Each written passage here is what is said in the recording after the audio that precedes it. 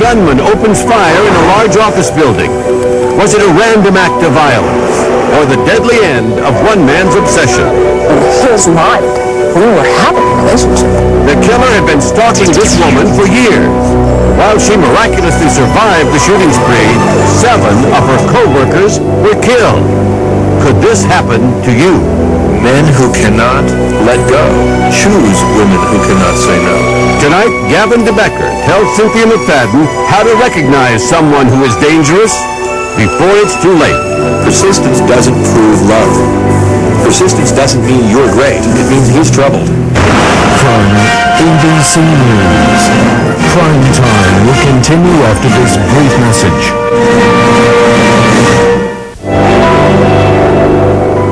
Could you say this to someone you didn't want to go out with? I have decided that I don't want to have a relationship with you. And I am certain I will not change my mind.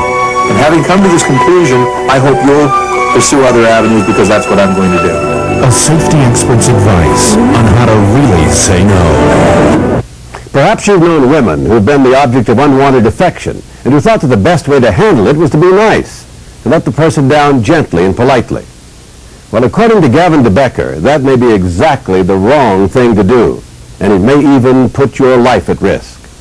Becker says some of the most deadly incidents may be fueled by a woman's inability to just say no.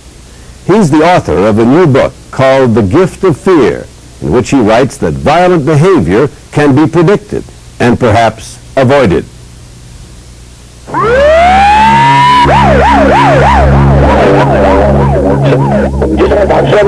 Shot down here by the school employee. Patrick Sherrill killed 14 co-workers. The open fire killing one of his co-workers and wounding 2 others. Clifton McCree announced he would kill everyone and started firing. A man comes to work and shoots 15 co-workers. And what does every news reporter say? He just cracked and went berserk. He snapped. I am here to tell you that never, ever has happened. That is a process coming to that kind of violence that is as detectable as water coming to a boil. But only if you know what to look for. And nobody involved in what became mass murder here in Sunnyvale, California, apparently did. The year was 1988. Police say a former employee entered a computer company in Silicon Valley late this afternoon and opened fire with a rifle. How'd you get out? I just ran. We ran out the lobby. Were you hearing gunshots? Yeah. An unknown number of people were trapped inside after the shooting started. Any idea who was doing the shooting? Well, one of the disgruntled employees over here. I don't know, maybe a string just broke on him. His name is Richard Farley, fired 2 years earlier for stalking a woman he barely knew, co-worker Laura Black. You see her here taking cover behind the bushes, her clothes soaked with blood from a shotgun blast to her shoulder. 9 years later, she remembers the man who spent 4 years pursuing her, and that final day of terror. I was working intensely in my office with the door closed at the time, that he entered the building, and he began shooting everyone in his path, going into offices.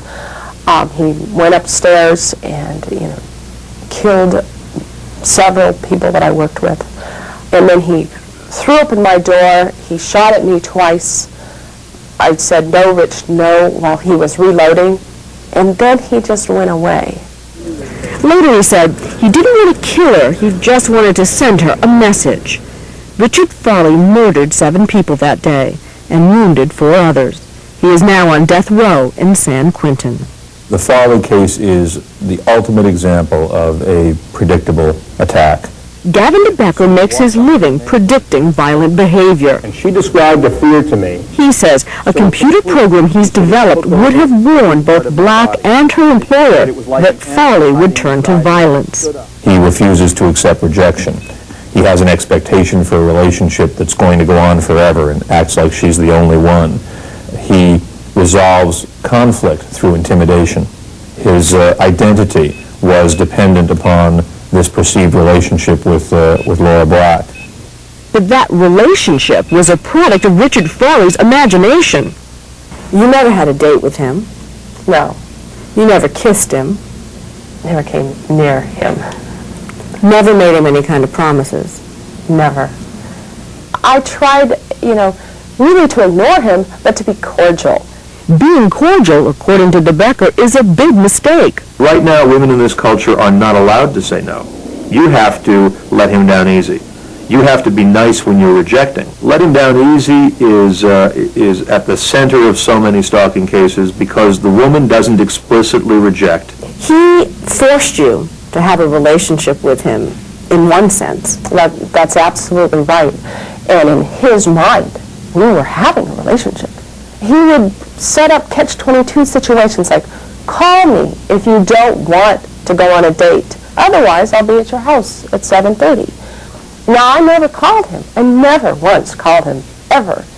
But, nonetheless, he showed up. He had a very large suburban-type vehicle and was ever present. If I looked out my blinds at home, I would see him driving by. If I looked in my rearview mirror, I would see